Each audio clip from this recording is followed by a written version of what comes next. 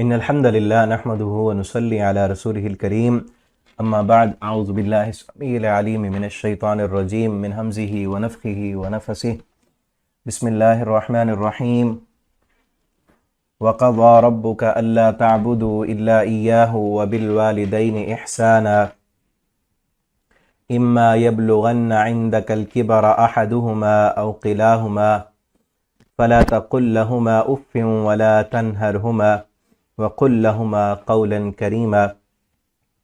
تفسیر القرآن کا سبق آج انشاءاللہ ہم سورہ بنی اسرائیل کا تیسرا رکوع پڑھیں گے۔ اس رکوع میں والدین کے ساتھ کس انداز سے انسان کو پیش آنا چاہیے، والدین کا ادب اور احترام وہ بیان کیا گیا ہے، اور انسان باقی انسانوں کے ساتھ معاملات کس طرح کرے اور اپنا مال کس طرح خرچ کرے، یہ طریقہ سکھایا گیا ہے۔ تو پہلے اس کا لفظی ترجمہ دیکھتے ہیں، خود بھی توجہ سے سنیں، دوسروں تک بھی پہنچائیں۔ فرمایا وَقَضَى رَبُّكَ، اور فیصلہ کر دیا آپ کے رب نے، اللہ تعبدو، یہ کہ نہ تم سب عبادت کرو الا اياه مگر اسی کی، وبالوالدین احسانا، اور اپنے والدین کے ساتھ حسن سلوک کرنا ہے۔ اما یبلغن، اگر واقعی وہ پہنچ جائیں، عندک تیرے پاس، الکبر بڑھاپے کو، احدہما ان دونوں میں سے ایک، او کلاہما یا وہ دونوں، فلا تقل تو مت کہے، لہما ان دونوں کے لیے، اف اف بھی نہیں کہنا ان کو، ولا تنہرہما اور مت ڈانٹ ان دونوں کو، وقل اور تو کہہ، لہما ان دونوں سے، قولا کریما نرم بات، واخفض لہما اور تو جھکا دے، لہما ان دونوں کے لیے، جناح الذل عاجزی کا بازو، من الرحمہ رحم دلی سے، وقل اور کہہ، یہاں ملا کے پڑھیں گے تو وقر ربر، اور تو کہے اے میرے رب، ارحمہما کما تو رحم فرما ان دونوں پر، کما جس طرح ربیانی انہوں نے مجھے پالا، صغیرہ بچپن میں، ربکم تمہارا رب، اعلم خوب جاننے والا ہے، بما اس کو جو، فی نفوسکم تمہارے دلوں میں ہے، ان تکونوا صالحین اگر تم سب ہوگے نیک، فإنہ تو یقیناً وہ ہے، کانا ہے، للأوابین بار بار رجوع کرنے والوں کے لیے، غفورا بہت بخشنے والا، وآت ذی القربى حقہ اور تو دے، ذی القربى قرابت والوں کو، حقہ اس کا حق، والمسکین اور مسکینوں کو، وابن السبیل اور راستے کا بیٹا یعنی مسافروں کو ان کا حق دو، ولا تبذر اور نہ فضول خرچی کرو، تبذیرا فضول خرچی کرنا، ان المبذرین بے شک فضول خرچی کرنے والے، کانو وہ سب ہیں، اخوان الشیاطین شیطانوں کے بھائی، وکان الشیطان لربہ کفورا اور ہے شیطان اپنے رب کا بہت ناشکرا، واما تعرضن اور اگر آپ اعراض کریں، عنہم ان سے، ابتغاء تلاش کرتے ہوئے، رحمتا من ربک اپنے رب کی رحمت کی طرف سے، ترجوہا جس کی آپ امید رکھتے ہیں، فقل تو کہیں، لہم ان کو، قولا میسورا بات آسان اور نرم بات کہیں، ولا تجعل یدک اور نہ بنائیں نہ کریں، یدک اپنا ہاتھ، مغلولتا بندھا ہوا، الی عنقک اپنی گردن کے ساتھ، ولا تبسطھا اور نہ کھول دیں اسے، کل البسط بالکل کھول دینا، فتقعد ورنہ آپ بیٹھے رہیں گے، ملوما ملامت کیے ہوئے، محسورا تھکے ماندے، ان ربک بے شک آپ کا رب، یبسط الرزق وہ فراخ کرتا ہے رزق کو، لمن یشاء جس کے لیے بھی وہ چاہتا ہے، ویقدر اور وہی تنگ کرتا ہے، انہ بلا شبہ وہ، کانا ہے، بعبادہ اپنے بندوں کی، خبیرہ خوب خبر رکھنے والا، بصیرہ خوب دیکھنے والا ہے۔ یہاں تک یہ رکوع کمپلیٹ ہوا۔ ابھی اس کی تفسیر دیکھتے ہیں۔ اللہ تعالیٰ نے فرمایا وَقَضَى رَبُّكَ فیصلہ کر دیا آپ کے رب نے۔ قضا نہ فیصلہ کرنے کے لیے آتا ہے، اسی سے ہے قاضی، فیصلہ کرنے والا، اس کو قاضی کہتے ہیں۔ فیصلہ چونکہ نا اتھنٹک بات ہوتی ہے، حرف آخر، بس یہ ہو گیا، ٹھیک ہے، اور یہاں فیصلہ کر دیا، اس سے مراد اصل حکم دیا، اور ایسا حکم جو فیصلہ کن ہے، اس کے حکم میں اب کوئی تبدیلی نہیں ہوگی، ایسا حکم دے دیا گیا ہے کہ جس میں اب کسی قسم کی کوئی تبدیلی رونما نہیں ہونے والی۔ تو اسی لیے فرمایا وَقَضَىٰ رَبُّكَ، آپ کے رب نے یہ فیصلہ کر دیا، حرف آخر بات ہے کیا، اللہ تعبدوا، کہ تم سب نہ عبادت کرو الا ایاہ، مگر اسی کی۔ اللہ کا یہ فیصلہ ہے کہ عبادت صرف اسی کی کرنی ہے، اللہ کے علاوہ کسی اور کی عبادت نہیں کرنی، الا ایاہ، مگر اسی کی۔ ہم نماز میں بھی یہی کہتے ہیں نا، ایاک نعبد، اللہ صرف تیری ہی ہم عبادت کرتے ہیں، تیرے علاوہ کسی اور کی عبادت ہم نہیں کرتے۔ یہاں بھی وہی ہے، اللہ نے یہ فیصلہ کر دیا، اللہ نے حکم دے دیا ہے کہ عبادت صرف اسی کی کرنی ہے، اس کے علاوہ کسی اور کی عبادت نہیں کرنی۔ اور عبادت میں کیا کیا چیزیں آتی ہیں؟ نماز، روزہ، حج، زکوٰۃ، نظر و نیاز، اور نماز میں جتنی بھی حالتیں ہیں، قیام ہے، رکوع ہے، سجدہ ہے، منت ماننا ہے، قربانی کرنا ہے، نظر ماننا ہے، یہ ساری چیزیں عبادت ہیں۔ اور یہ عبادت کس کی؟ اللہ کی۔ شکر عبادت ہے، تعریف اللہ کی، شکر اللہ کا، اور شکر کے موقع پر کوئی چیز دینی ہے تو وہ بھی اللہ کے نام کی۔ یہ ساری چیزیں اللہ کے لیے ہونی چاہیے، اللہ نے فیصلہ کر دیا۔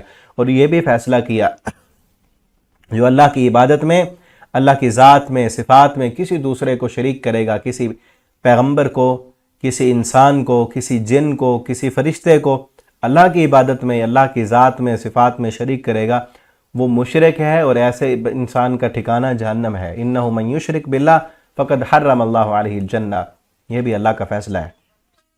اور آگے فرمایا وبالوالدین احسانا، اپنے والدین کے ساتھ احسان کرنا ہے۔ یہ اپنی عبادت کے ساتھ والدین کا ذکر کیا، پیچھے بھی ہم پڑھ آئے ہیں سورہ نساء میں، وَاعْبُدُوا اللَّهَ وَلَا تُشْرِكُوا بِهِ شَيْئًا وَبِالْوَالِدَيْنِ إِحْسَانًا، وہاں بھی یہی کہا اللہ کی عبادت کرنی ہے، اس کے ساتھ شرک نہیں کرنا۔ اور دوسرا نمبر کیا ہے؟ دوسری ذمہ داری انسان کی اس دنیا میں کیا ہے؟ والدین احسانا، اپنے والدین کے ساتھ اچھا سلوک کرنا ہے، احسان کرنا ہے۔ کیونکہ اس دنیا میں نا اللہ رب العالمین نے ہمیں بنایا ہے، پیدا کیا ہے، سب سے زیادہ احسانات انسان پر اللہ رب العالمین کے ہیں۔ اور اس کے بعد اس دنیا کے اندر انسانوں میں سے اگر کسی کے احسان انسان پر ہیں تو وہ والدین ہیں۔ اللہ نے بنایا، پیدا کیا، ہمیں دنیا میں بھیجا، اور اس پیدائش کا سبب بننے والے والدین ہیں۔ تو اسی لیے فرمایا اپنے والدین کے ساتھ احسان کرنا ہے، حسن سلوک کرنا ہے، نیکی کرنی ہے۔ ٹھیک ہے، کیسے نیکی کرنی ہے؟ اما یبلغن، اگر واقعی وہ پہنچ جائیں عندک، تیرے پاس، بڑھاپے کو، خصوصاً اس وقت جب والدین بوڑھے ہو جائیں، والدین جب بوڑھے ہو جائیں، احدہما، دونوں، او کلاہما، یا ان دونوں میں سے ایک، فلا تقل لہما اف، تو ان کے سامنے اف تک بھی نہیں کہنا، ان کو اف بھی نہیں کرنا۔ احدہما، دونوں، او کلاہما، یا ایک کے بارے میں خصوصی کہا گیا کہ ان کے سامنے ایک جب رہ جائے تو لا تقل لہما اف، ان کو اف بھی نہیں کہنا۔ اف کیا ہے؟ یہ اف کا جو لفظ ہے نا، یہ غم اور غصہ یا نفرت، اس کے اظہار کا سب سے ادنی ترین لفظ ہے، کہ جب بندہ کچھ بول نہیں سکتا، کچھ کہہ نہیں سکتا، سب کچھ ختم کر گیا، تو پھر کیا کہتا ہے؟ اس اپنے اندر دبے ہوئے غم کا یا اندر دبے ہوئے غصے کا اظہار اف کر کے کرتا ہے۔ اف، یہ لفظ اردو میں بھی ایسے بولا جاتا ہے، اف۔ تو یہ بھی نہیں کہنا کہ آپ کا والد یا والدہ وہ بوڑھے ہیں، اب ان کو، اصل ہوتا کیا ہے کہ والدین اب بوڑھے ہو چکے ہیں، انہوں نے اپنی زندگی گزار لی، انہوں نے جس ماحول اور معاشرے میں یا جن حالات میں زندگی گزاری وہ کچھ اور تھے، اب حالات کچھ اور ہیں۔ اب وہ اپنے بچوں کو انہی حالات کے مطابق سمجھاتے ہیں، یا وہ کہتے ہیں تم جو ہے پیسہ ضائع کر رہے ہو، یہ کر رہے ہو، اتنی مہنگی چیز کیوں لے کے آگے۔ اب ان کو نہیں پتا کہ اب تو وہ دور گیا جب سستی ملتی تھی۔ ٹھیک ہے، کوئی بھی معاملات ہو سکتے ہیں، یا بڑھاپے کی وجہ سے ایک کیفیت ہو جاتی ہے، بیماری کی وجہ سے وہ ڈانٹ دیتے ہیں، بات کر دیتے ہیں، تو اس ڈانٹ پر آگے سے اف بھی نہیں کرنا۔ ٹھیک ہے نا۔ اور اس اف کا معنی، ایک محدث ہیں، تابعین کے سردار ہیں، حضرت سعید ابن مسیب رحمہ اللہ تعالی، بہت جلیل القدر تابعی ہیں، حضرت ابو ہریرہ رضی اللہ تعالیٰ عنہ کے داماد ہیں،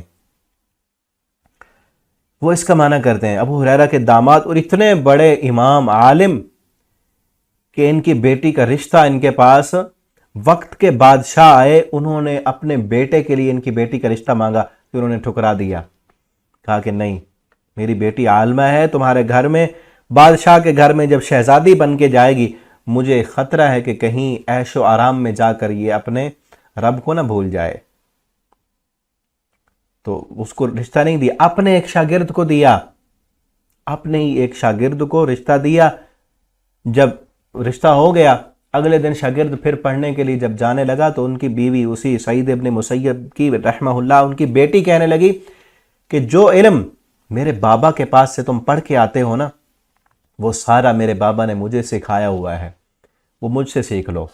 ایسے عالم کہ جنہوں نے صرف اپنی حد تک نہیں رکھا علم، اپنے بچوں کو بھی وہی علم سکھایا، ان کی بھی تربیت کی۔ بڑا دلچسپ طویل واقعہ ہے ان کی شادی کا بھی، ٹھیک ہے نا، جو کتاب ہے نا سنہری کرنیں، عبد المالک مجاہد کی اور بھی کتابیں میں آپ سے بتاتا رہتا ہوں، سنہری کرنیں ایک کتاب ہے جس میں خواتین، مسلم خواتین کے بڑے زبردست خوبصورت واقعات اس میں لکھے ہیں، اور اس میں یہ واقعہ بھی لکھا ہوا ہے۔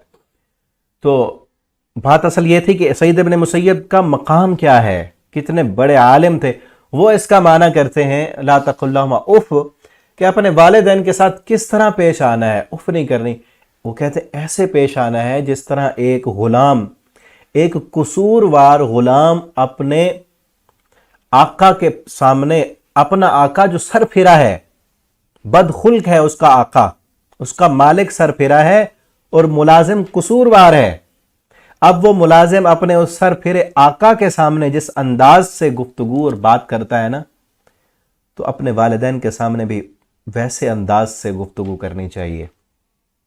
کتنی زبردست مثال دی ہے، ایک ہے بھی غلام، دوسرا قصوروار ہے، اور تیسرا قصور بھی کیا ہوا ہے، اب مالک بھی سر پھرا ہے۔ اب ایسے کے سامنے تو ذرا چوں بھی نہیں کر سکتے نا، قصور بھی ہو گیا ہے۔ اب کہے گا اگر کہ میرا قصور نہیں ہے، یا تھوڑا سا اونچی آواز میں بات کرے گا، ہو سکتا ہے مالک یہ تو غلام ہے، وہ پسٹل سے فائر ہی نہ کر دے، ہے بھی وہ سر پھرا، یا مار نہ دے۔ تو ڈر کر، سہم کر، آہستگی سے، بڑے ادب سے، جھک کر بات کرے گا نا، تو کہتے ہیں اپنے آپ کو والدین کے سامنے بھی اس طرح بچھا دو، ڈر کے بات کرو، سہم کر بات کرو۔ اور یہ ڈر یہ اس بات کا نہیں، وہ مالک کے سامنے تو اس لیے ڈر رہے ہیں نا کہ وہ بے عزتی نہ کر دے، جھڑک نہ دے، سب کے سامنے اہانت نہ کر دے، یا مار نہ دے، یا ملازمت سے نہ نکال دے، ظلم نہ کرے، اسے تو اس لیے ڈرتے ہیں نا۔ والدین کا یہ ڈر نہیں، بلکہ کیا ہو کہ انہوں نے ہمیں پالا ہے، پرورش کی ہے، ہم ان کے سامنے جتنا بھی ان کا ادب کریں، احترام کریں، ہم ان کا حق نہیں ادا کر سکتے، اور انہی کے ادب کرنے سے ہی ہمیں دنیا میں مقام ملے گا، عزت ملے گی، شان ملے گا، ٹھیک ہے نا۔ تو لا تقل لہما اف، ان کے سامنے اف نہیں کرنی، ولا تنہرہما، جھڑک نہیں دینی، ڈانٹ نہیں دینی ان کو، ٹھیک ہے نا، یعنی کہ آپ ان کے سامنے اونچی آواز میں بات بھی نہیں کرنی۔ اور یہاں پہ نہ معنی کرتے ہیں حضرت مجاہد، عبداللہ ابن عباس کے شاگرد ہیں، تفسیر کے امام ہیں، امام مجاہد رحمہ اللہ تعالی، وہ کہتے ہیں کہ اپنے والدین سے گھن نہیں کھانی۔ گھن کا کیا مطلب ہوتا ہے کہ ان سے نفرت ہوتا ہے نا، بڑھاپے میں بوڑھے ہو گئے ہیں، بیمار بھی ہیں، تکلیف بھی ہے ان کو، تو ان کی خدمت کرنی ہے، خدمت کرتے ہوئے ان سے اہانت نہیں کرنی، ان سے گھن نہیں کھانی۔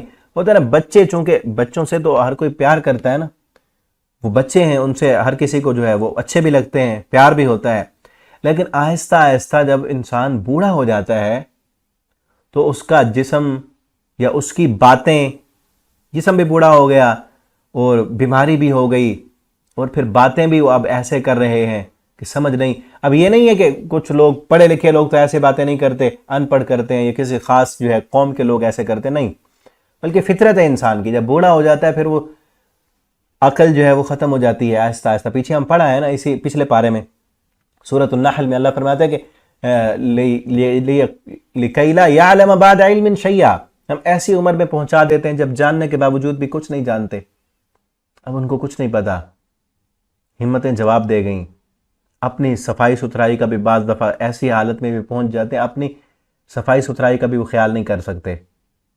ٹھیک ہے نا؟ تو ایسی حالت میں اپنے والدین کے ساتھ حسن سلوک کرنا ہے، اچھا سلوک کرنا ہے، ان کا ادب و احترام کرنا ہے. بلکہ ایک روایات میں آتا ہے کہ ایک بندہ نا اپنی دور دراز کا سفر کر کے اپنی بوڑھیا بیوی بوڑھی ماں کو اپنے کندھوں پر بٹھا کر دور دراز کا سفر کر کے آیا.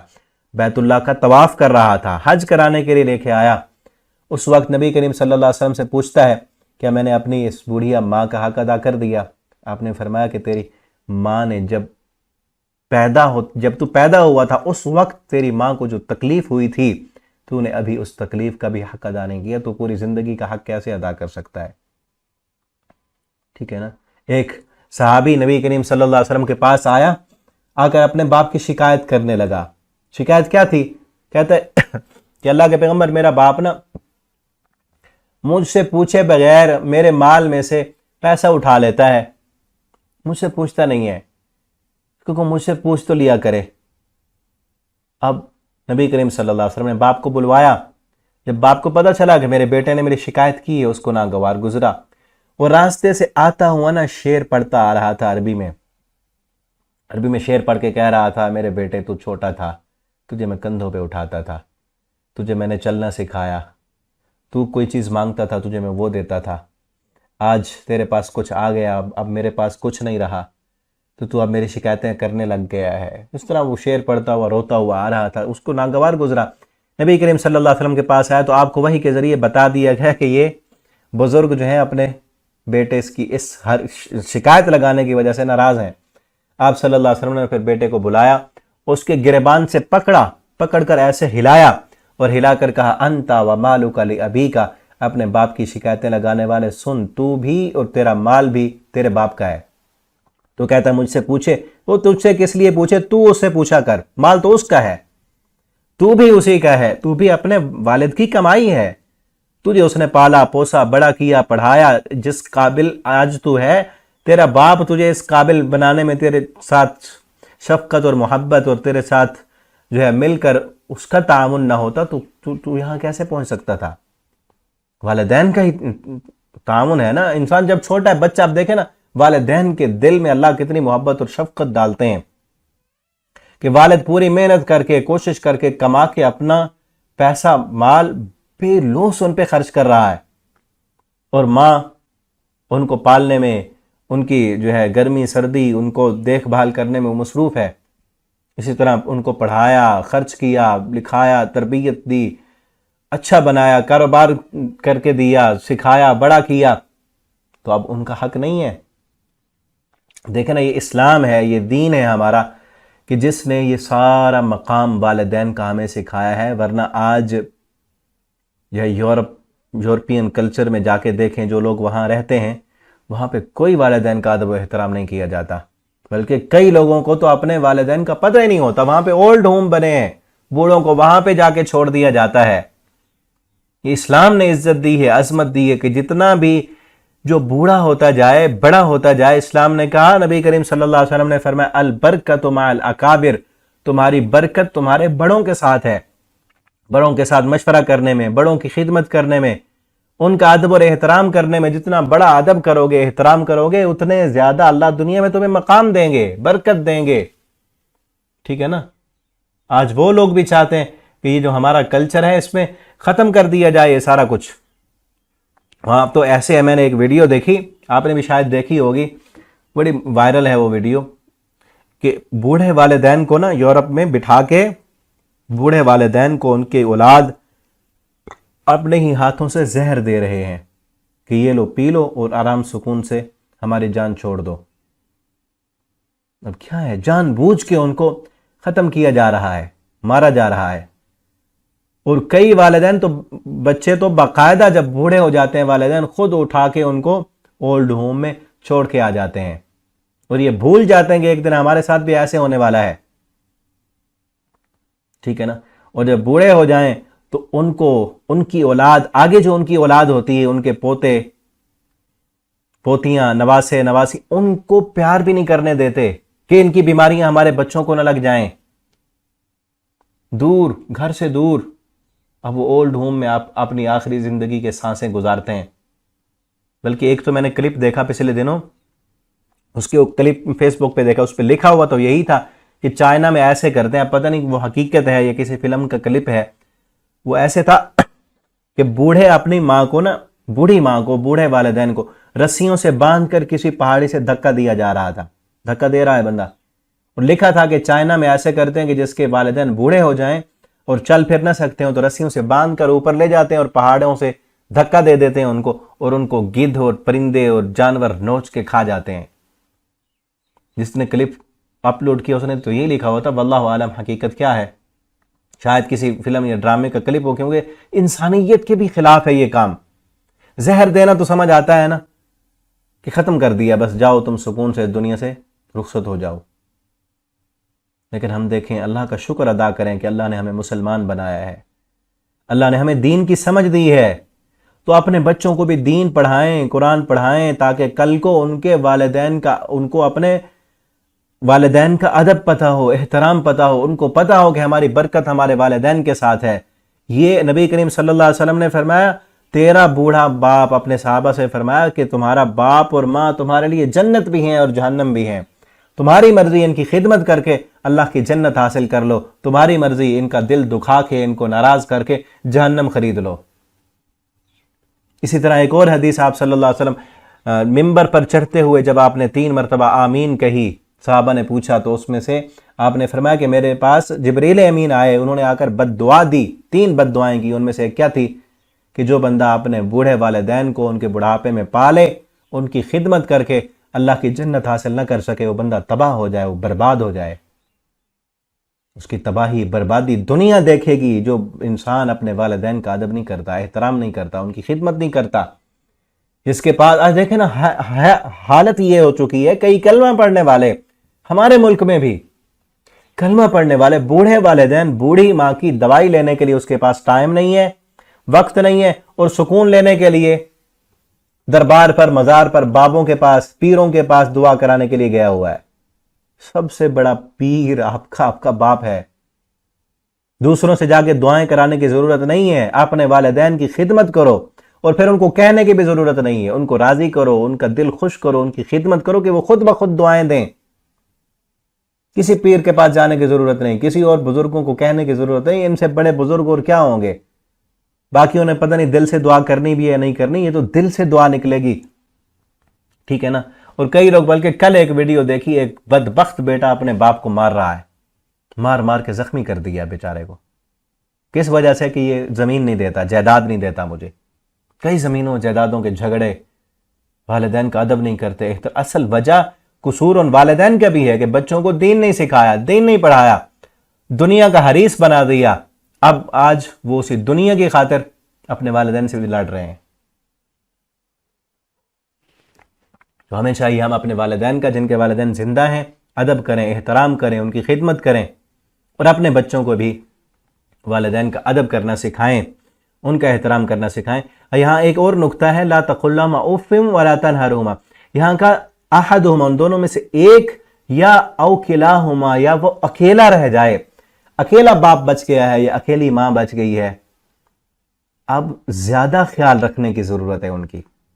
جب دونوں ہیں تو پھر کیا ہوتا ہے، دونوں ایک دوسرے کے ساتھ بات کر کے، گپ شپ لگا کے، اپنا غم ایک دوسرے سے شیئر کر کے غم ہلکا کر لیتے ہیں۔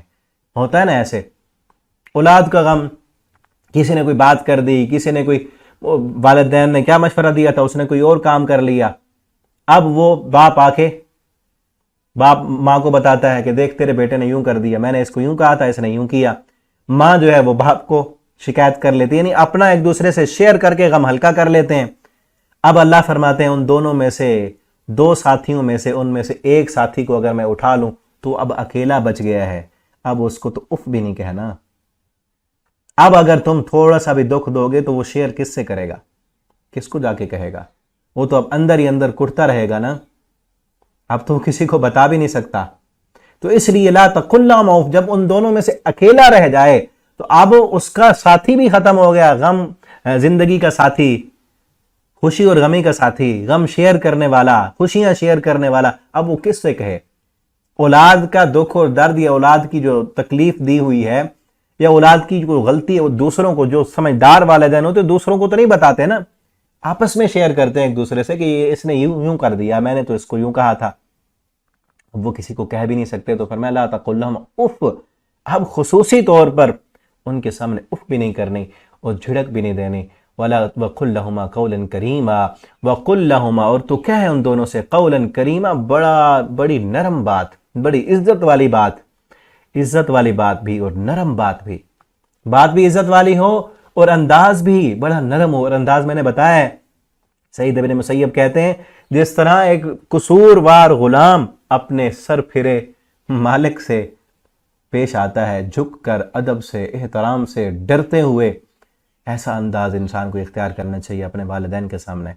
اور آگے فرمایا وَاخْفِضْ لَهُمَا جَنَاحَ الذُّلِّ مِنَ الرَّحْمَةِ، اور جھکا دے ان دونوں کے لیے جناح الذل، عاجزی کا بازو، من الرحمہ، رحم دلی سے۔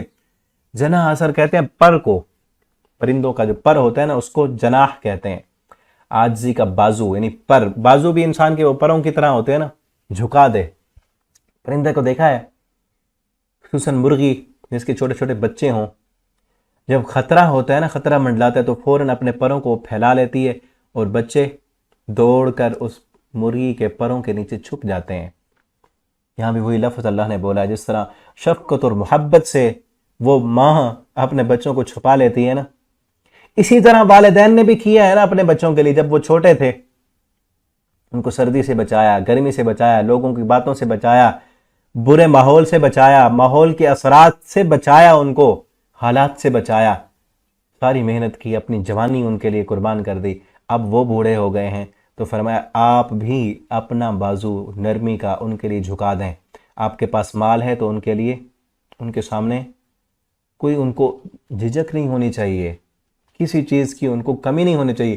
ہاں مجبوری ہے، نہیں ہے تو پھر الگ بات ہے، آپ کو اللہ نے سب کچھ دیا ہے تو ان کے لیے بھی آپ فراوانیاں پیدا کریں، اور ان کو کسی بھی چیز کی ضرورت ہے، آپ کی خدمت کی ضرورت ہے، آپ کے مال کی ضرورت ہے، یا آپ کے ساتھ باتیں کرنے کی ضرورت ہے۔ بعض دفعہ ہوتا ہے کہ بچے کو ٹائم ہی نہیں اپنے والد کے ساتھ گپ شپ کرنے کا، ماں کا حال پوچھنے کا، ٹھیک، اور ان کو ضرورت ہے، وہ چاہتے ہیں کہ ہم اپنے بچوں کے ساتھ ملیں، ان کے ساتھ باتیں کریں، اپنے جو ہے ان سے حالات پوچھیں اور اپنے حالات ان کے سامنے شیئر کریں، ٹھیک ہے نا۔ تو یہ بھی اسی میں آتا ہے کہ ان کے سامنے جس چیز کی بھی ضرورت ہے آپ ان کے لیے نرم ہو جائیں۔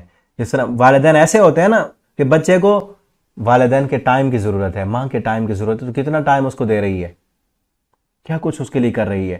تو اس حالت کو دیکھیں کہ جب ہم چھوٹے تھے تو انہوں نے ہمارے ساتھ کتنا سلوک کیا، کتنی نرمی کی، کتنی شفقت کی، کتنی محبت کی، کیا کچھ نہیں کیا ہمارے لیے، تو ہم نے بھی ان کے ساتھ ویسا کرنا ہے تاکہ ہمیں اللہ دنیا میں بھی اجر دے اور آخرت میں بھی دے۔ جناح الذل من الرحمہ وقر رب، اور دعا بھی کرتے رہیں ان کے لیے، کیا کہیں، رب ارحمہما، اللہ تو ان دونوں پر رحم فرما، ان پر رحم فرما، ان کے گناہ معاف فرما، ان کے درجات، اگر وہ فوت ہو گئے تو پھر اور زیادہ دعا کرنی چاہیے کہ اللہ ان کے گناہ معاف کر دے، ان کے درجات بلند فرما، اور اگر زندہ ہیں تو ان کے لیے صحت کی، عافیت کی، اگر وہ بیمار ہیں تو ان کے لیے شفا کی، اگر وہ پریشان ہیں تو پریشانی کے ختم ہونے کی، اللہ سے دعا کرتے رہیں۔ کما ربیانی صغیرہ، اللہ جس طرح انہوں نے، ہم بچے تھے، بچپن میں انہوں نے ہماری پرورش کی، پالا بڑا کیا، اللہ تو بھی ان پر ویسے رحم فرما اور ہمیں ان کی خدمت کرنے کی توفیق دے۔ اور آگے کیا فرمایا، ربکم اعلم بکم، اللہ تمہارا خوب جانتا ہے، تمہارا رب خوب جانتا ہے جو تمہارے دلوں میں ہے۔ بعض دفعہ کئی لوگ دکھانے کے لیے والدین کی خدمت کر رہے ہوتے ہیں نا، اللہ فرماتے ہیں دکھانے کے لیے کر رہے ہو یا اللہ کی رضا کے لیے کر رہے ہو، اللہ کو تو پتہ ہے۔ کئی لوگ جو ہے وہ اپنے والدین کی خدمت مطلب نکالنے تک کرتے ہیں۔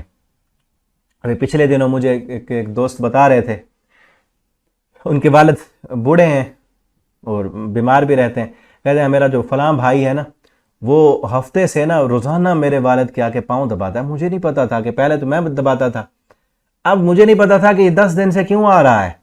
10 دن کے بعد پتا چلا کہ والد سے اس نے گاڑی خرید لی ہے، والد سے پیسے لے کے 10-15 لاکھ مار کے گاڑی خرید لی، اب 2-4 دن کے بعد چھٹی ہو جائے گی۔ مطلب کے لیے کر رہا ہے. 4-5 دن جو ہے وہ پاؤں دبا کے میٹھا لگا کے والد کے پاس تھے پیسے، وہ پیسے نکلوا کے گاڑی لے لی. اب پہلے یاد نہیں تھا، بعد میں بھی پھر چھٹی ہو جائے گی. تو ایسا بندہ وہ کس لیے خدمت کر رہا ہے؟ پاؤں کیوں دبائے؟ تاکہ پیسہ مل جائے، گاڑی مل جائے، دولت محبت سے. ہاں آپ والدین کو کا بھی حق بنتا ہے کہ اولاد میں پھر برابری کریں. ایک بچے کو لے کر دیے تو باقیوں کو بھی دیں، یا ان کو اس کے مطابق کوئی اور چیز دیں. ٹھیک ہے نا؟ یہ نہیں کہ ایک بندہ اگر آ کر خدمت کر رہا ہے تو اس کی طرف والد کا یا والدہ کا دل جو ہے وہ مائل ہو گیا تو ان کا قصور ہے. اے دلو بین اولادکم، والدین کو بھی اللہ نے فرمایا کہ اپنی اولاد میں عدل کرو.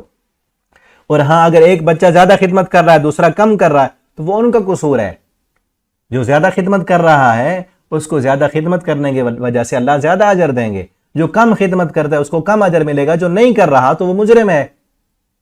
وہ مجرم ہے. جو بد سلوکی کرتا ہے اپنے والدین سے، اچھا سلوک نہیں کرتا تو وہ مجرم ہے اللہ کے ہاں. ٹھیک ہے؟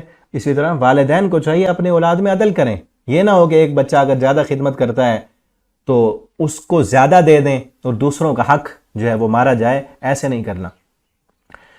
ہاں یہ ہو سکتا ہے کہ جو زیادہ خدمت گزار ہے، دل کی محبت، دل کا میلان کسی ایک بچے کی طرف زیادہ ہے تو دل کا معاملہ تو اللہ کے سپرد ہے نا.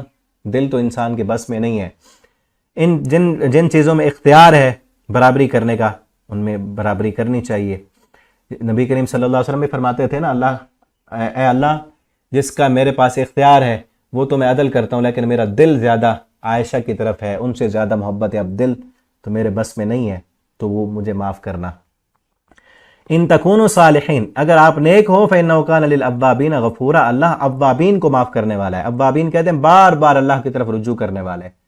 اگر تم نیک ہو، اپنے والدین کے ساتھ اچھا سلوک کرتے ہو تو اللہ کی طرف رجوع کرو، توبہ کرو، استغفار کرو. اگر کوئی غلطی ہو گئی ہے اللہ سے معافی مانگو اور اللہ کی طرف جڑو تو اللہ ایسے بندوں کو معاف کرتے. انہ کان للأوابین غفورا.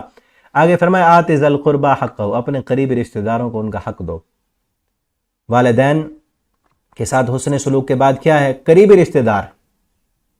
ٹھیک ہے؟ ذی القربی، قریبی رشتہ دار. اور ان قریبیوں میں بھی پہلے والدین ہی آتے ہیں نا.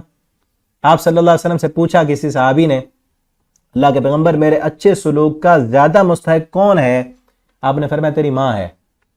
پھر پوچھا پھر کون؟ آپ نے فرمایا ماں. پھر کون؟ ماں. پھر فرمایا تیرا باپ.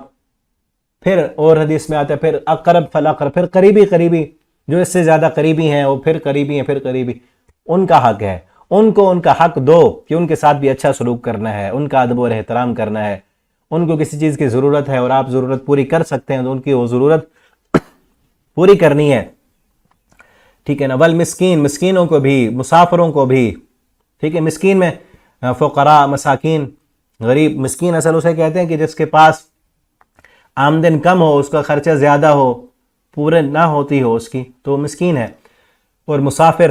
ولا تبذر تبذیرا، ہاں اللہ کے راستے میں خرچ کرنا ہے. یاد رکھیں لا تبذر، فضول خرچی نہیں کرنی. یہ نہ ہو کہ بعض دفعہ کئی لوگ ہوتے ہیں جتنا پیسہ ہے سارا خرچ کر دیا، پھر اب اپنے پاس بھی ضرورت پوری کرنے کا نہیں ہے. ایسا نہ کریں.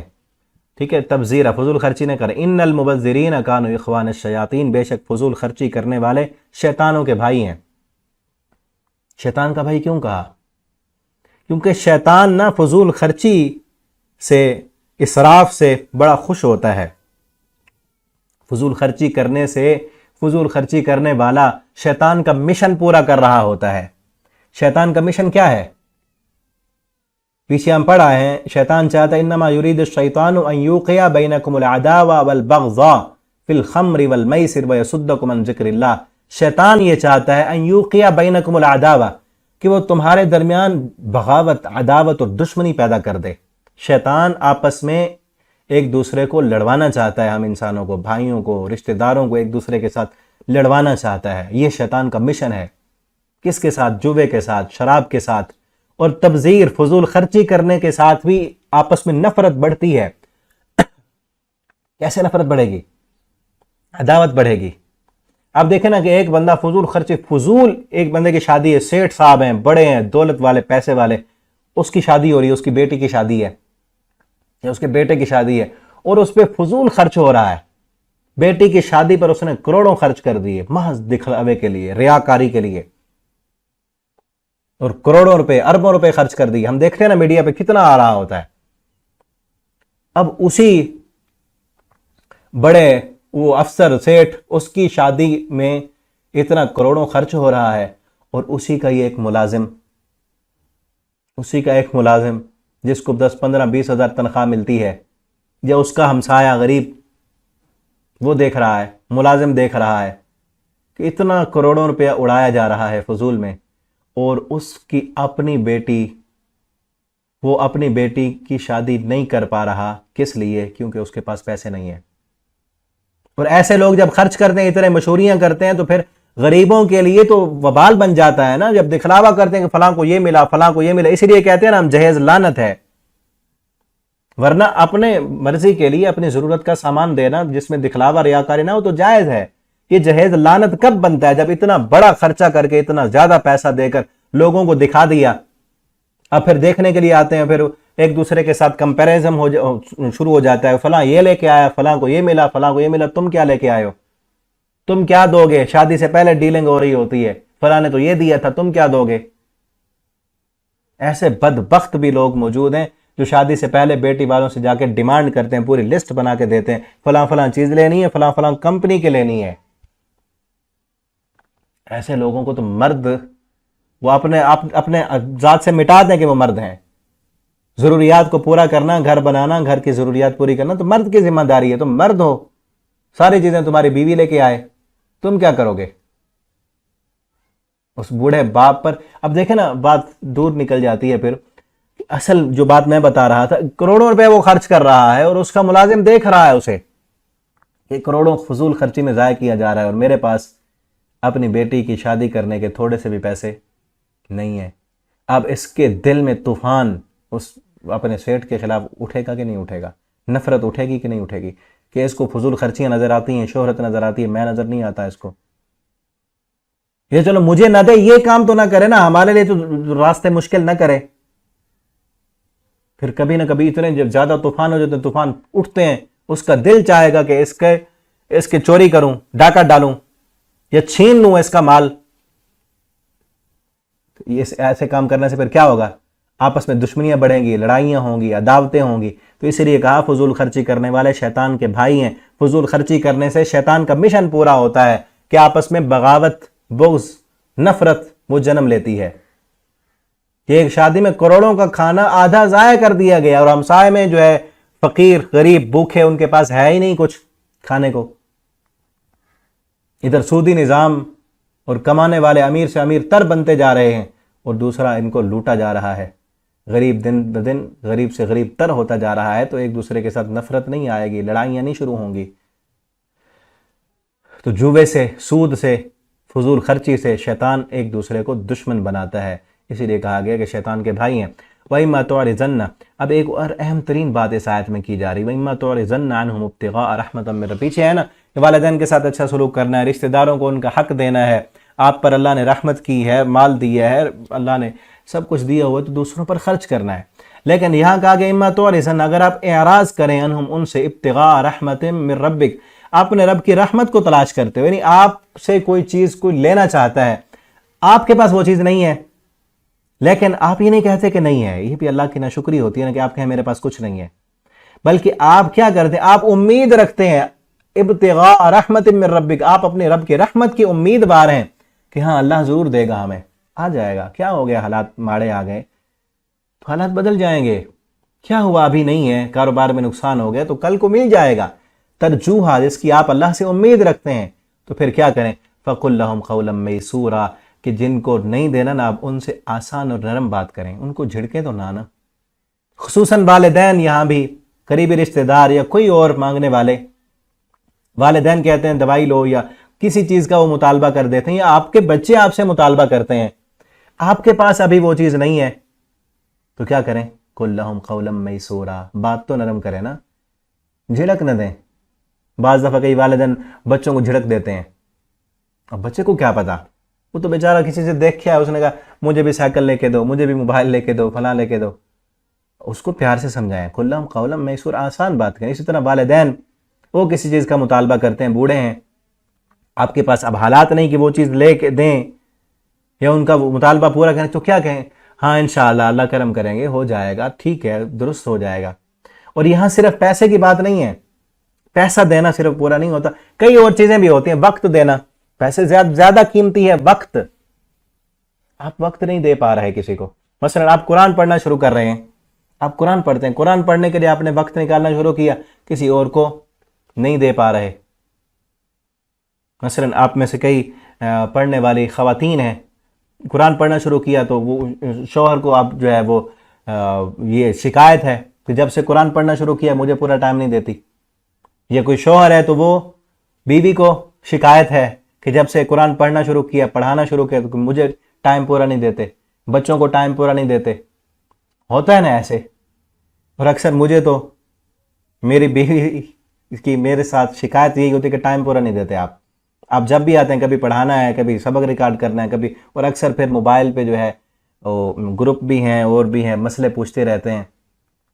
تو پھر کیا کریں؟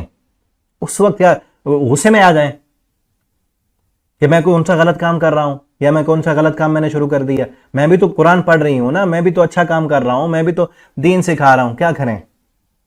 ان کی بھی شکایت تو بجا بنتی ہے نا. تو کیا کریں؟ قل لہم قولا میسورا، نرم بات کریں، آسانی والی بات کریں، مسکرا کے بات کریں. ٹائم پورا نہیں دے سکتے تو مسکرا کے اچھی بات تو کر سکتے ہیں نا، وہ تھوڑے ٹائم میں ہو جاتی ہے. ٹھیک ہے نا. تو اسی طرح والدین وہ چاہتے ہیں کہ آپ ان کو ٹائم دیں، آپ کے پاس ٹائم پورا نہیں تو تھوڑا ٹائم کے لیے اچھی جا کے ان سے گفتگو کریں، ان کا دل نرم کریں، ان کو خوش کر کے آئیں، مزاج اچھا کریں ان کا، یعنی اپنا مزاج اچھا بنا لیں، جھڑک نہ دیں. ٹھیک ہے. چاہے وہ ٹائم مانگتے ہیں آپ سے کوئی صلاحیت آپ کی مانگتے ہیں، یا کسی چیز کا مطالبہ کرتے ہیں جو چیز آپ نہیں دے سکتے، اور آپ کو یہ امید ہے کہ ان قریب یہ ہو جائے گی، ٹائم بھی مل جائے گا اور مال میں بھی برکت ہو جائے گی، جس چیز کی ضرورت ہے وہ بھی انشاءاللہ ہمارا رب پوری کر دے گا. کیونکہ مومن کو تو ہمیشہ اپنے رب پہ امید ہونی چاہیے. رحمت من ربک، اپنے رب کے ساتھ وہ اپنے رب کی رحمت کے ساتھ امیدوار ہوتا ہے. ٹھیک ہے نا. اسی طرح کوئی بیمار ہے تو اس کے پاس آپ تیمارداری کے لیے گئے ہیں تو کیا کریں؟ اب آپ اس کو شفا تو نہیں دے سکتے نا، شفا تو اللہ دینے والا ہے. تو آپ کیا کہیں؟ لا بأس طہور انشاءاللہ، اللہ یہ اس بیماری کو گناہوں کے مٹانے کا سبب بنا دے گا، اللہ آپ کو شفا دے گا. ان قریب یہ بیماریاں ٹل جائیں گی، اللہ رحمتیں کر دے گا. ترجوہا، اللہ سے امید رکھیں، ہمیشہ اللہ کے ساتھ اچھی امید ہونی چاہیے اور اچھی بات کرنی چاہیے لوگوں کے ساتھ. ٹھیک ہے. آسان بات اور نرم بات. آگے کیا کہا؟ لا تجعل یدک مغلولہ، پیچھے کہا نا کہ فضول خرچی نہیں کرنی. پھر یہ نہ ہو کہ کنجوس بن جاؤ، کچھ خرچ ہی نہ کرو، یہ نہیں. لا تجعل یدک مغلولہ، اپنے ہاتھ کو بندھا ہوا نہ رکھیں اپنی گردن کے ساتھ کہ جہاں ضرورت ہے وہاں بھی خرچ نہ کریں. ایسے نہ کرو، فضول خرچیاں بھی نہ کرو، اور جتنی ضرورت ہے اتنی تو خرچ کرو نا. ٹھیک ہے نا. ولا تبذ، اور جہاں ضرورت نہیں ہے وہاں بلا ضرورت اپنا نام اونچا کرنے کے لیے، شہرت کے لیے، مشہوری کے لیے کہ اتنا خرچ کر دیا. کئی لوگ اپنی شادیوں پر، ولیموں پر صرف اس لیے کرتے ہیں دکھلاوا کہ اتنا پیسہ خرچ کیا ہم نے، اتنا بڑا تھا، اتنا بڑا ہم نے جو ہے وہ دلہن کے لیے لہنگا لیا، اتنا بڑا کرتا دولہے کا تھا، اور اتنے پیسے لگے تھے، اتنے لاکھ کا بنوایا تھا، اتنے لاکھ اور اتنے کروڑوں کا ہم نے پوری شادی پہ خرچہ کیا، اتنا بڑا ولیمہ تھا، اتنے جو ہے ڈشیں تھیں فلاں پہ، اتنے لوگ تھے. کیا ہے؟ بڑے لوگوں کی شادیوں پہ جتنا خرچ کیا جاتا ہے نا، اتنے پیسے سے کئی سینکڑوں کی تعداد میں غریبوں کی شادیاں ہو سکتی ہیں، کئی غریبوں کے گھر بنائے جا سکتے ہیں، کئی اچھے کام اس پیسے سے ہو سکتے ہیں. ذرا یہ نہیں سوچتے یہ لوگ. اللہ تعالیٰ ہدایت دیں. اسی لیے پھر جہاں خرچ کرنا ہے نا، وہی ہے نا، جہاں خرچ کرنا ہے وہاں کرو. اب ایسے لوگوں کو دین پر خرچ کرتے ہوئے، کسی غریب کو دیتے ہوئے، کسی جامعہ پر، کسی مدرسے پر، مسجد پر خرچ کرتے ہوئے موت پڑتی ہے، جو کروڑوں اپنی شادیوں پہ اڑا دیتے ہیں. فضول پیسہ پھر اڑایا جا رہا ہوتا ہے. اور پھر قوالوں پر، نعت خانوں پر جو شرکیہ نعتیں پڑھ رہے ہوتے ہیں ان پہ بھی پیسہ اڑایا جا رہا ہے، اور وہ بھر بھر کے بوریاں بھر بھر کے اٹھا کے لے جاتے ہیں. ٹھیک ہے نا. تو فضول خرچیوں میں آتا ہے یہ سارا. اور جہاں خرچ کرنا ہے وہاں کرتے نہیں. کنجوس بھی نہیں بننا. تو مومن کو کیا سبق دیا جا رہا ہے کہ فضول خرچ بھی نہیں بننا اور کنجوس بھی نہیں بننا. ولا تبسطا، اور نہ کھول دے کل البسط، پورا کھول دینا. کہ یہ نہیں ہے کہ جب خرچ کرنے پہ آئے تو سارا خرچ کر دیں پھر باقی کچھ نہ بچے، یا فضول خرچیاں کریں اور جہاں ضرورت ہو وہاں خرچ نہ کریں. ایسے نہیں کرنا، بلکہ درمیانہ راستہ اختیار کرنا ہے. فتقعد ملوما محسورا، اگر ایسے کریں گے آپ تو آپ ملامت کیے ہوئے، تھکے ماندے ہو کر رہ جائیں گے. اگر نہیں خرچ کریں گے تو ملامت ہوگی، اگر زیادہ خرچ کر دیں گے سب ختم ہو جائے گا تو پھر تھکے ہارے بیٹھ جائیں گے۔ ان ربک یبسط الرزق لمن یشاء، بے شک آپ کا رب فراخ کرتا ہے رزق کو لمن یشاء، جس کے لیے چاہتا ہے، ویقدر، وہی تنگ کرتا ہے۔ یہ نہ ہو کہ کہیں جائز راستے پر خرچ کرتے ہوئے تمہارے دل میں یہ نہ آئے کہ مال کم نہ ہو جائے۔ اللہ کم کرتا ہے اور اللہ بڑھاتا ہے، تم نہیں ہو کم کرنے والے، اور اللہ نے تمہیں کہا ہے اللہ کے راستے میں خرچ کرو گے تو اللہ تمہیں زیادہ دے گا۔ اگر تم چاہتے ہو رب تمہارے مال کو پھیلا دے، رزق میں اضافہ کر دے، تو اپنوں پر خرچ کریں، والدین پر خرچ کریں، اپنی اولاد پر خرچ کریں، اور خصوصاً اللہ کے دین پر خرچ کریں۔ اللہ کے دین کی سربلندی کے لیے اپنا مال خرچ کریں، اللہ دنیا میں بھی بڑھا چڑھا کر دیں گے اور اللہ آخرت میں بھی اس کا اجر دیں گے۔ ٹھیک ہے، اللہ تعالیٰ جس کے لیے چاہتے ہیں رزق فراخ کر دیتے ہیں اور جس کے لیے چاہتے ہیں تنگ کر دیتے ہیں۔ انہ کان بعبادی، بے شک اللہ تعالیٰ اپنے بندے کی خوب خبر رکھنے والے اور خوب دیکھنے والے ہیں کہ کون کیا کر رہا ہے، کس کی عمل کی نیت کیا ہے، کون اللہ کو راضی کرنے والا ہے اور کون دنیا کا طالب ہے۔ اللہ تعالیٰ سے دعا ہے اللہ ہمیں اپنے والدین کا ادب کرنے والا، احترام کرنے والا بنا دیں، اللہ ہمیں قرآن پڑھنے، سمجھنے، اس کے مطابق اپنا عقیدہ عمل بنانے کی توفیق دیں۔ آخر دعوانا ان الحمد للہ رب العالمین۔